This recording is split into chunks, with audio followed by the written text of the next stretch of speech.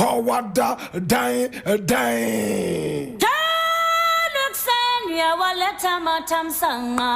This is the voice of the Patriot. And here we speak truth to power. Here we don't criticize, but if we must, it would only be on one condition: to build and not to destroy. That is why we keep saying we are in the service of God and country.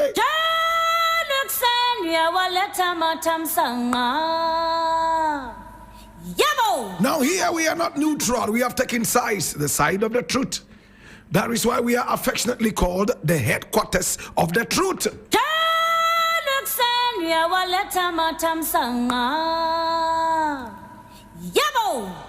Now, my brother, my sister, this is our daily editorial. It is called the Voice of the Patriot. And here we speak truth to power. Today we have a number of issues to look at, and I want to go headlong into the caboodle. Now, the very first story is taken from Ghana Web.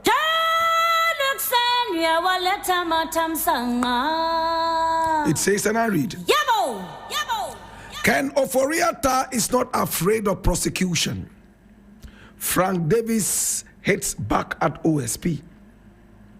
Lawyer of former Minister of Finance Ken Ofori-Atta, Frank Davis, has criticized the office of the special prosecutor for what he describes as unnecessary media theatrics following its announcement that his client would soon face prosecution for alleged corruption-related offenses. Now, speaking in an interview cited by AdumOnline.com on October 31, 2025, Davis dismissed the OSP's recent press conference as needless, accusing Special Prosecutor Kise Jabing of turning serious legal matters into public drama. Now, coming to narrate and talk long and needless English is a conviction itself. He, the special prosecutor, says he's going to charge him, Ofori-Atta. He should go ahead and stop this gimmicking. Come on. This is the first time the OSP has come out to say something about Ken Ofori-Atta. He quizzed. Davis further described the OSP's handling of the matter as amateurish and childish, recalling previous public statements made about his client. Once upon a time, what did he tell us? That Ofori-Atta should either come to his country or he should force his entry. I mean, come on. He should either come into this country or he would force his entry. I mean, come on. Frank Davis further emphasized that Ofori-Atta is not afraid of prosecution and that he is ready to meet the OSP in court. Let me tell you, Ken Ofori-Atta Kuntunkununku is not afraid of prosecution. Let the car roll for the OSP. The accused person would have his vehicle. So let's stop these theatrics, he stated. Davis also urged the special prosecutor to focus on rebuilding the credibility of his office rather than engaging in media performances. A lawyer's place is the courtroom, not behind the microphone, he indicated.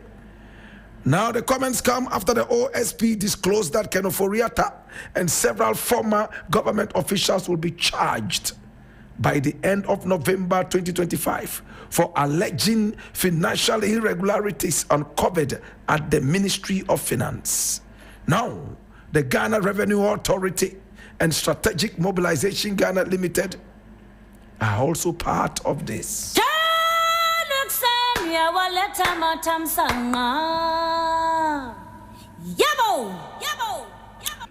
My brother, my sister, the lawyer of Ken Ofori-Atta has said, once the same lawyer allegedly promised that Ken Ofori-Atta will be handed over back in this country to the office of the OSP for interrogation. They failed. They came to tell us he was sick, treating cancer, And even when it came out that he was okay and at least could come home and talk, it was still very difficult to have Ken Ofori-Atta in this country. Now he has not been charged yet.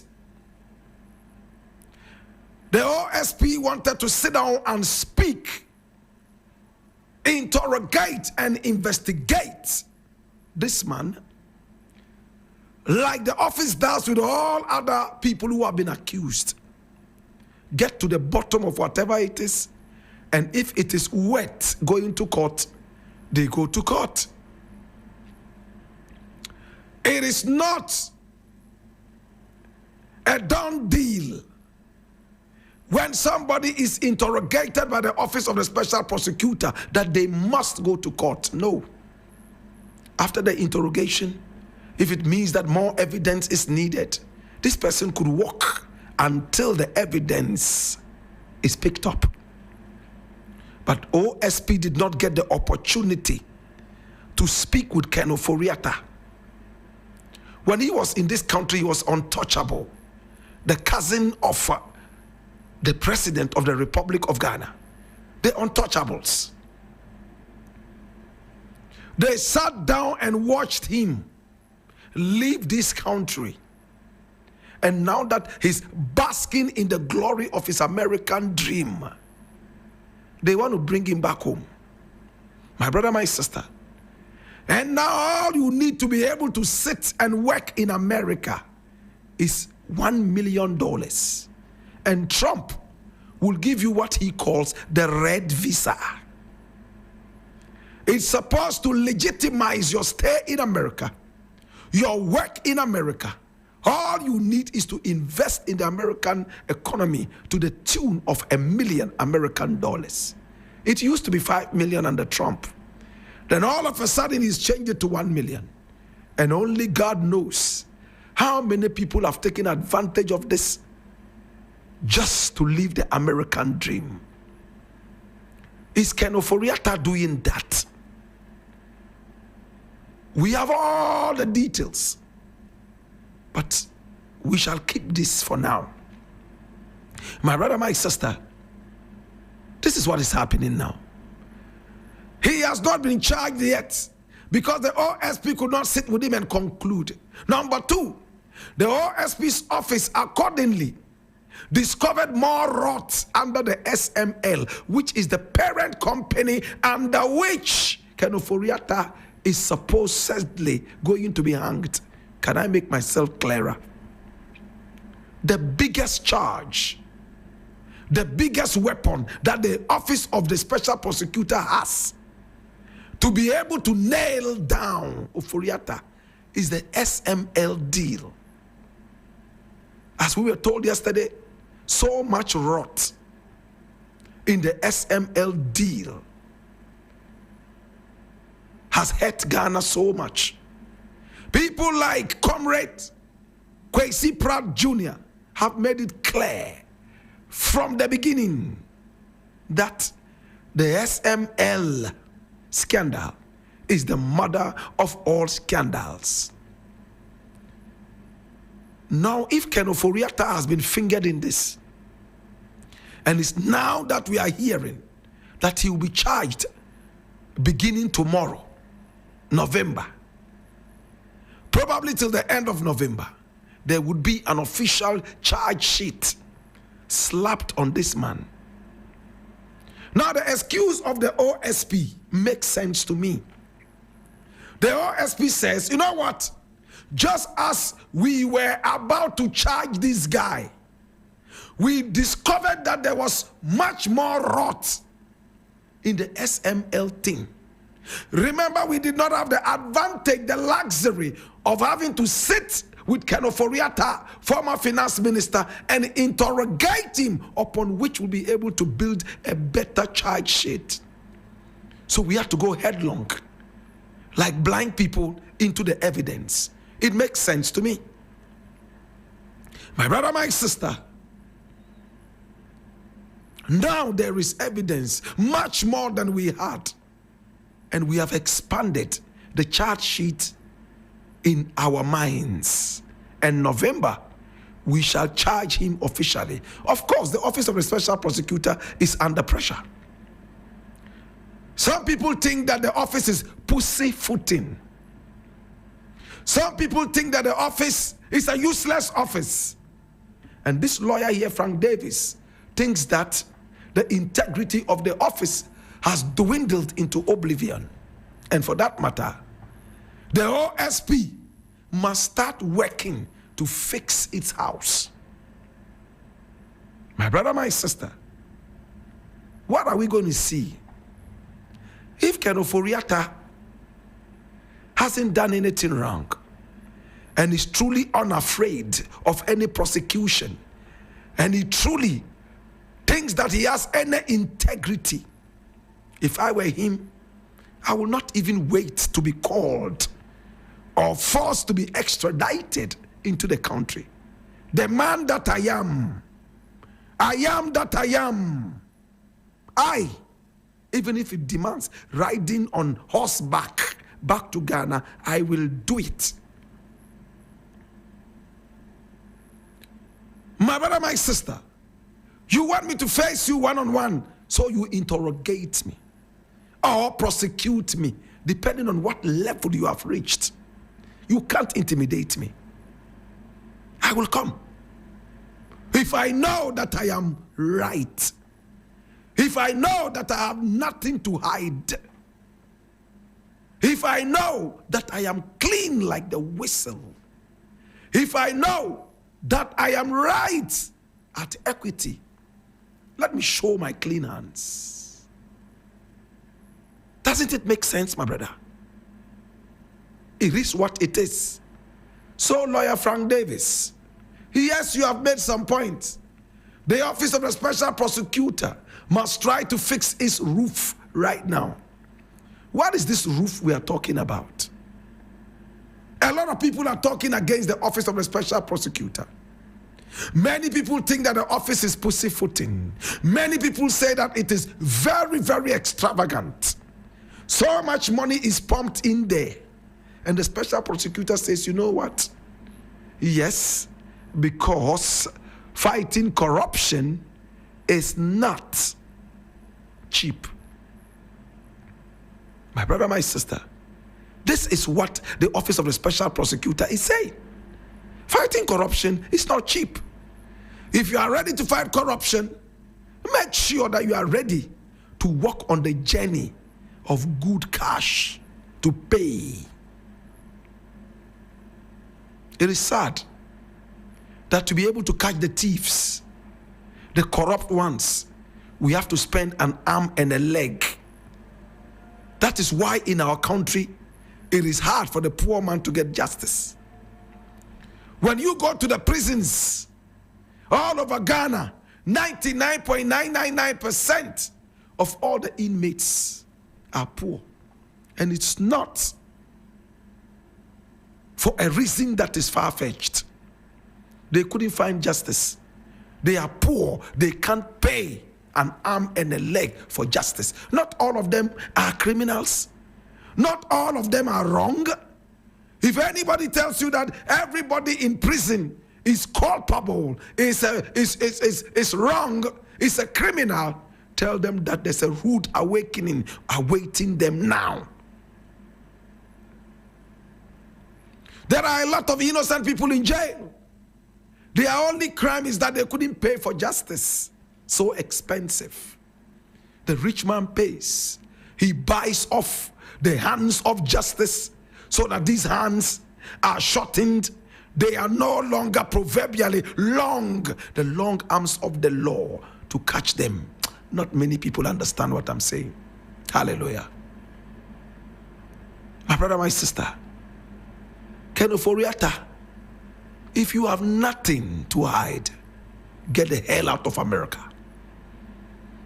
Come here and stop the pussyfooting. Stop the pussyfooting.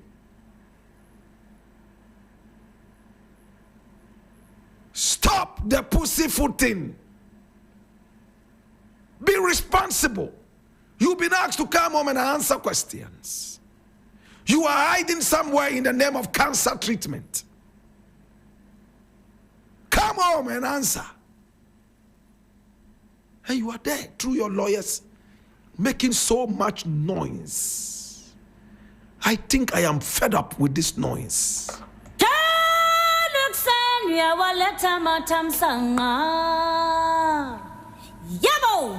Now the next thing I quickly want to look at is this one here from Ghana, where it says Nobisco Berza turns herself in after food theft allegations. And I read, now the Berza of the Northern School of Business Senior High School, Nobisco, Fidelia Kudariwo, has surrendered to the police after large quantities of foodstuffs meant for students were allegedly discovered in her home.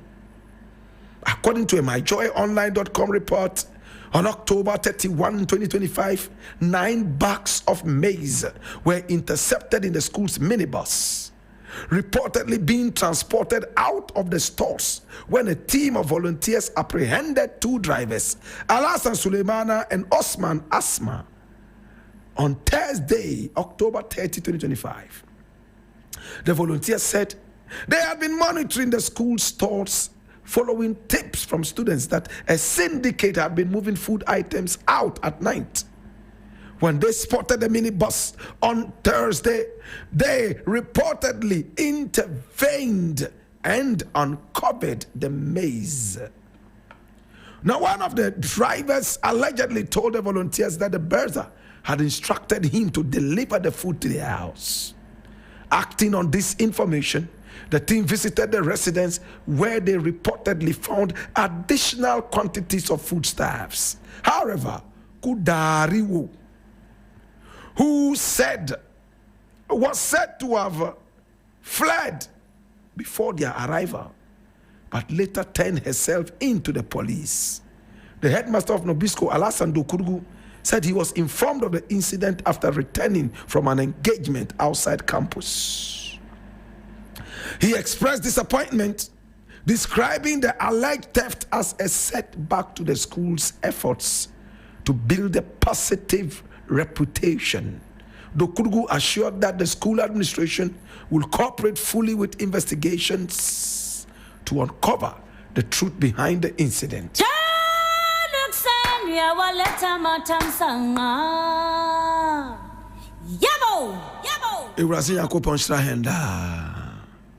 My brother, these students are fed as if they were prisoners.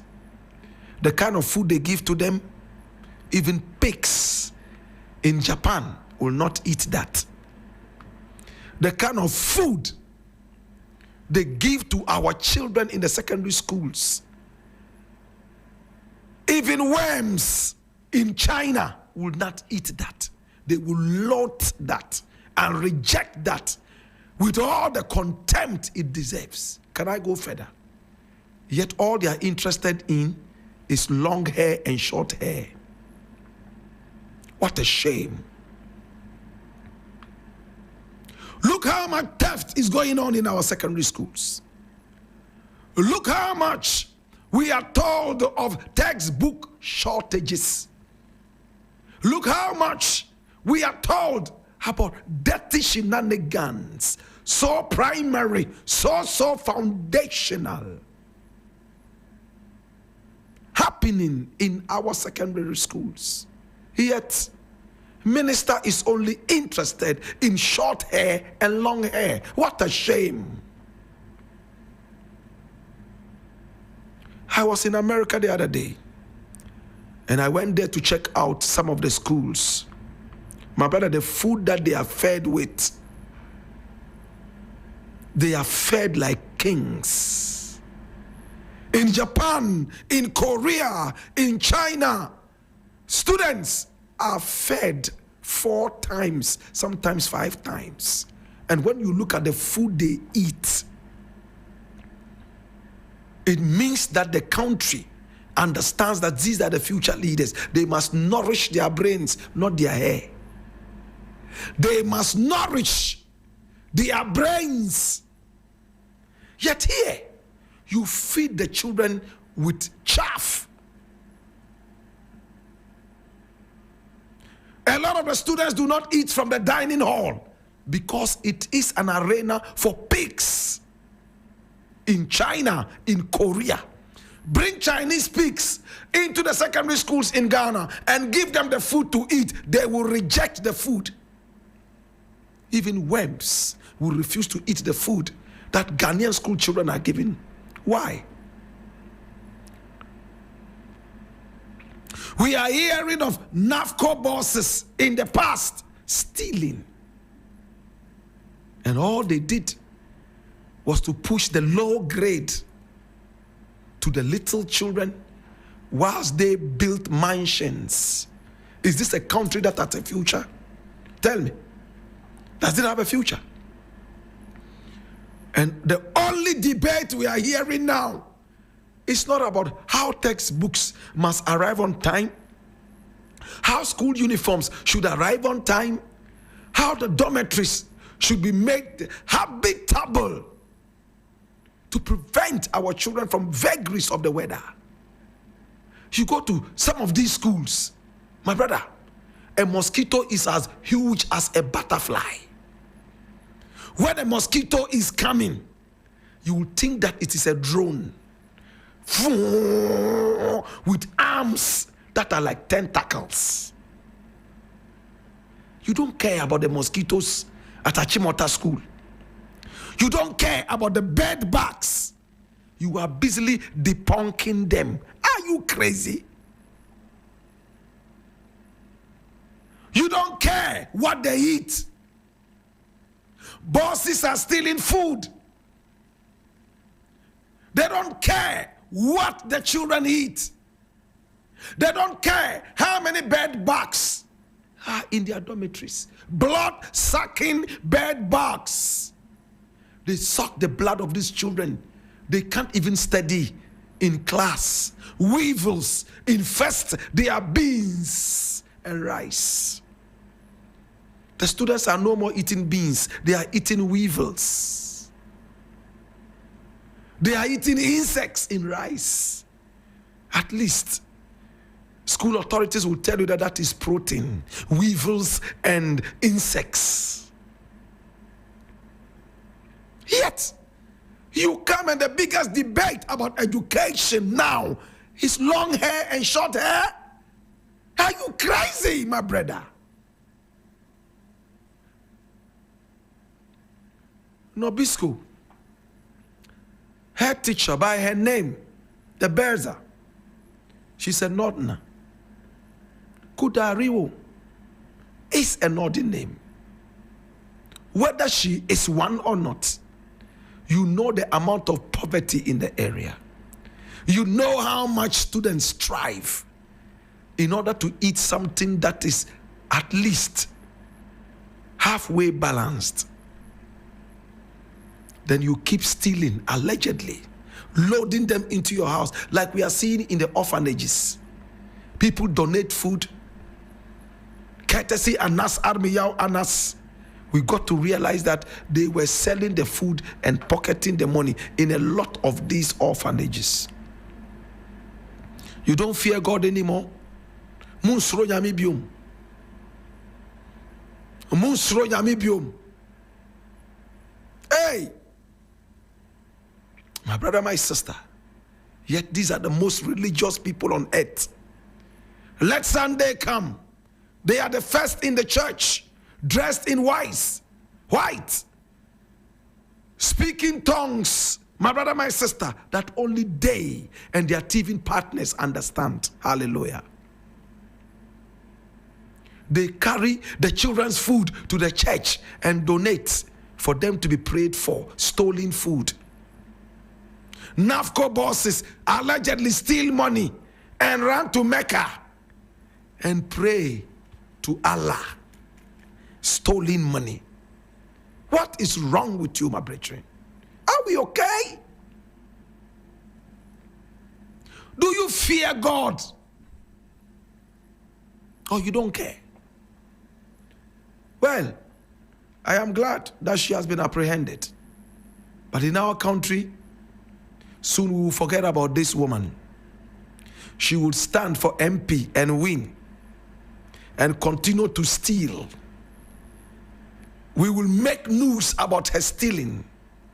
Forget it. Then she would move on to become a minister of state and continue to steal. We make noise about it and forget no action is taken after us. What kind of a people are we? Am I on the wrong planet? Sometimes I sit my family down and I ask them, tell me the truth. Maybe I'm paranoid. Am I on the wrong planet? If I am, I would gladly relocate to Mercury. If I am, I will gladly relocate to Venus. That is, if there's still a planet called Venus. In my days, there was a planet called Venus. Today, I'm hearing that the 9 planets that I knew about when I was in school, they have become 8. One of them was actually not a planet. It was some caricature. Jesus have mercy. Soon, they will come back to us and tell us that, oh, there was never anything called paramecium. Because when I was in school and studied biology, they taught me about some kind of thing called paramecium. They will tell us again that amoeba was only a figment of the imagination of those so-called scientists in the days. As for Spirogyra, the name has changed to Gyrospiro. Please have mercy on the nation. Respect the future leaders. Nourish their brains so that the nation can be better. I leave it here.